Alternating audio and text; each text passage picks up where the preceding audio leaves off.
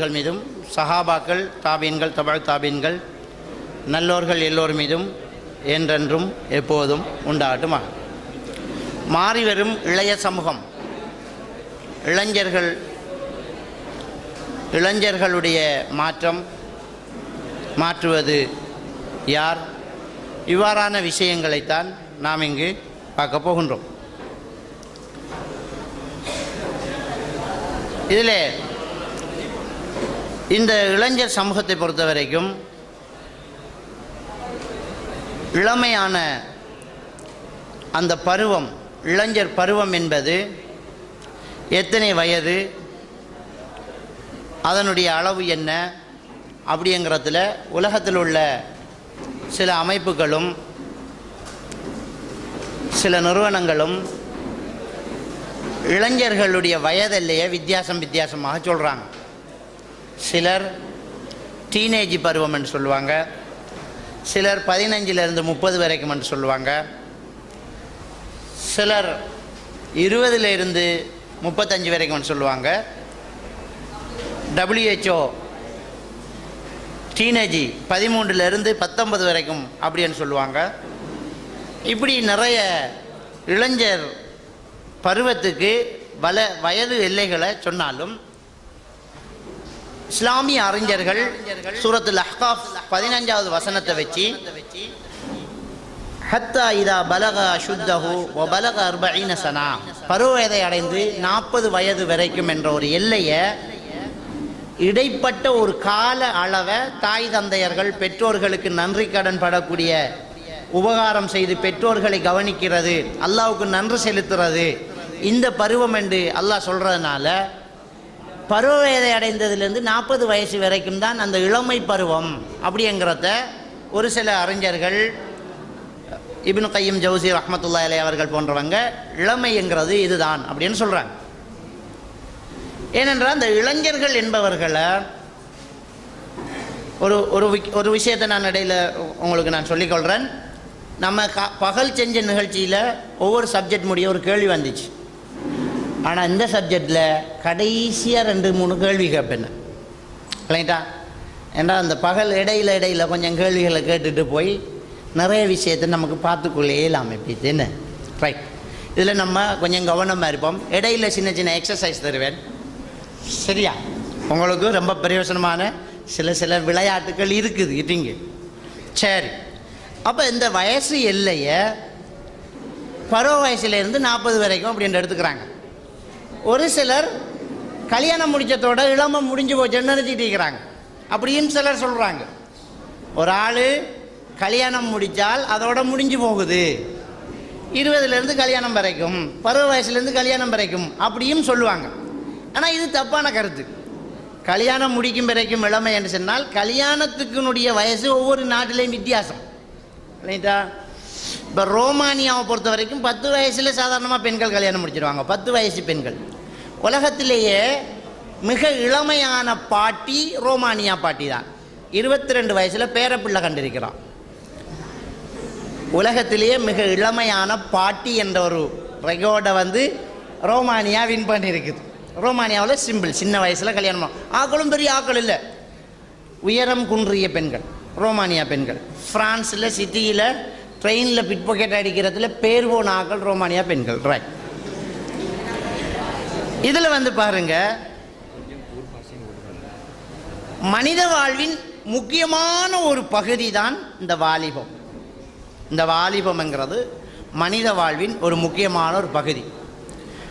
ஒரு பரிசு கொடுக்கிறதா இருந்தால் எதுக்கு கொடுக்கலான்னு சொல்லுங்க பார்க்கலாம். ஒரு பரிசு கொடுக்கிறதா இருந்தால் அந்த பரிசை எதுக்கு கொடுப்பாங்க? இப்போ சிரமப்பட்டு செய்கிறது தான் பரிசு. மரத்தில் ஏறுறதுக்கு பரிசு இல்லை, வழுக்கு மரம் ஏறினா தான் பரிசு. எது முடியாதோ அதை செஞ்சால் தான் பரிசு. எல்லாராலும் முடியாத ஒன்று ஒருத்தன் செஞ்சால் அதுக்கு தான் பரிசு. என்ன, மரத்தில் எல்லோரும் ஏறிட்டு போய்க்கலாம், வழுக்கு மரம் ஏறுறதுக்கு தான் பரிசு. விளையிட்டா சுபகுக்கு கரெக்டாக ஒலிம்பிக்கிட்டு பள்ளிக்கு வரார் ஒரு அப்பா, நம்மளோட அம்மப்பா. சுபகுக்கு மனுஷன் பாங்கு சொல்கிறதுக்கு முன்னே எழும்பி புது செஞ்சுட்டு ரெடி. அவரை விட எழும்ப முடியாத தூக்கத்தில் இருக்கிற நம்ம எழும்பிட்டு போகிறதுக்கு தான் மரியாதை கூட, மதிப்பு கூட. ஏன் தெரியுமா? அப்பாவுக்கு தூக்கம் பாரல்ல, அவருக்கு தூக்கம் பாரல்ல, வேற வழியில் சும்மா படுக்கிறத பள்ளிக்கு போகிற. ஆனால் நம்ம தூக்கத்தை ஒட்டச்சிக்கிட்டு எழும்பி உள்ள செஞ்சுட்டு போகிறோம் இல்லையா, அதுக்குத்தான் பரிசு, அதுக்குத்தான் பரிசு. இந்த ஹதீஸை பாருங்க, புகாரியில் வரக்கூடிய ஹதீஸ். 7 பேருக்கு அல்லாஹ் தஆலா அரிசின் நிழல் கொடுக்குறான். எப்ப? யௌமலா இல்ல இல்லா இல்லு, அவன் நிழல் தவிர வேறு நிழல் இல்லாத நாளையில் கொடுக்குறான். அதில் ஒரு ஆள் ஆரண்டால் வஷாபுன் நஷாஃபி இபாதத்தில்லா பி இபாதத்தி ரப்பிஹி, தன்னுடைய இறைவனை வணங்கக்கூடிய விஷயத்தில் வளர்ந்த வாலிபன், அல்லாவை வணக்கம் செய்வதில் வளர்ந்த வாலிபன் நாளை மறுமையில் அரிசின் நிழலுக்கு சொந்தக்காரன் ஆகிறான். ஏன் இந்த விஷயம்? இது வாலிப பருவம் என்பதை இபாதத்தில் கழிக்கிறதுங்கிறதுக்கு ஒரு தியாகம் செஞ்சு தான் ஆகணும். அதுக்கு மூடு வேற வரும். இப்போ காலையிலேருந்து நாம் இதுக்குள்ளே இருக்கிறோங்கிறது கொஞ்சம் கஷ்டம்தான். அடிக்கடி கேட்ட போய் பார்க்குற பூட்டி வச்சிருக்காங்கன்னு, கொஞ்சம் மதிலும் கொஞ்சம் உயரம் கூடு. போய் ஒரு டவுனை, காலி டவுன் ஒரு சுற்றிக்கிட்டு வர்றதுக்கு பார்த்தா விட மாட்டேங்கிறாங்க. ஏன்னா அந்த வாலிப பருவம் அப்படித்தான். அதிரினல் சுரப்பி கொஞ்சம் கூடுதலாக சுரக்கிறோம் இல்லையா? ஒரு உஷார் ஏற்றி விட்டா தம்பி வெளியில். சரி, அப்போ இப்படி இந்த பருவம் என்கிறது கொஞ்சம் என்ன முறுக்கேறின பருவம். இந்த பருவத்தில் நீங்கள் பள்ளிக்குள்ளே இருக்கிறதுக்கு தான் பரிசு. இபாதத்தில் கழிக்கிறது, திக்ரில் கழிக்கிறது, குர்ஆன் ஓதுறது. இன்னொரு விஷயம், இந்த பருவத்தில் நீங்கள் செய்கிற ஒரு வேலையை இன்னொரு பருவத்தில் இன்னொருத்தர் செய்ய முடியாது.